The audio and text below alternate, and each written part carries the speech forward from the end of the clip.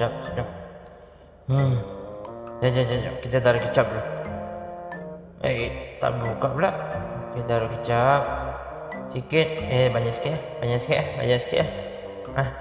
Okey, dah. Lepas tu kita ambil sambal. Lain macam. Sambal kita taruh.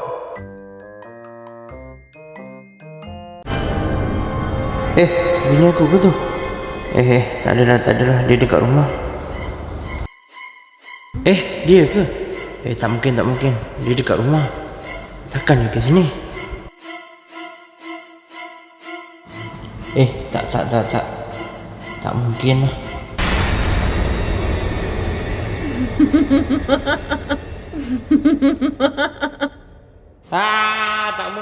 Tak mungkin. Bini ada makan pun tak senang lah.